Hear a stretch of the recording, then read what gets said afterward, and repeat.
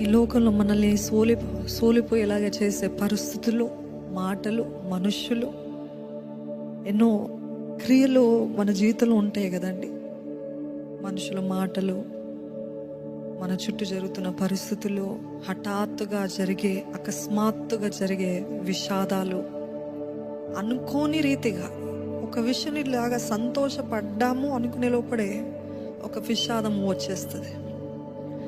ఏంటి, దీన్ని బట్టి నేను దేవుని ఇంతగా స్తుతించాను, ఇంతగా దేవుని కీర్తించాను, I was so happy, I was so joyful, but then it is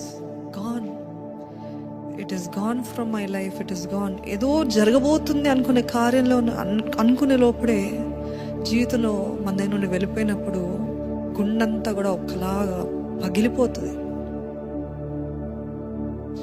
దేవుడికి తెలియదా? అందుకనే ఆయన నరరూపధారిగా వచ్చి ఈ లోకంలో మనలాగా బాధను అనుభవించి, మనలాగా ఏడ్చి, మనలాగా ఆకలిగొని, మనలాగా ఎంతగానో వేదనకి గురయ్యాడు. Because he has every right to say I know what your feeling. ఆయన పైన కూర్చొని నాకు తెలుసు నువ్వేం అనుభవిస్తున్నావు చెప్పలేదండి. మనలాగా వచ్చి he knows every situation, he understands everything.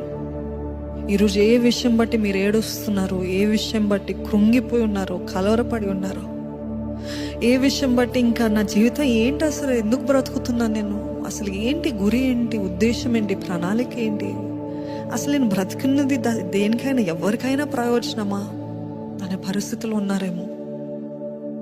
ఈరోజు దేవుడు మీతోటే చెప్తున్నాడు, నేను నిన్ను కని ఉన్నాను, నేను నిన్ను ఒక ఉద్దేశముతో, you are not a mistake. You think you're a mistake, you think your life is a mistake, you think అసలు నేను పుట్టిందే వ్యర్థము, ఎవరికి ప్రయోజనంగా లేను నేను అని అనుకుంటున్నారేమో. నిన్ను కన్న దేవుడు, నిన్ను గర్భంలో రూపించబడకముందే కోరుకున్నాడు, ఎన్నుకున్నాడు, పిలిచాడు, పేరు పెట్టాడంటే ఆయన నీ తండ్రి, ఆయన మన తండ్రి. ఆయన నీతోటి మనతోటి చెప్తున్నాడు ఏంటంటే, సోలిపోకు, నేనున్నాను, నేను నీ తండ్రిని. ఈ లోకంలో ఎంతమంది ఉన్నా లేకపోయినా, సొంత భార్య, భర్త, లేకపోతే కుటుంబం, నువ్వు అనుకున్న వారు నిన్ను విడిచి వెళ్ళినా నేను నీ తోడున్నాను. భయపడకు, దిగులు చెందకు, సోలిపోకు, నా బట్టి ధైర్యంగా ఉండు అని చెప్తున్నాడండి దేవుడు.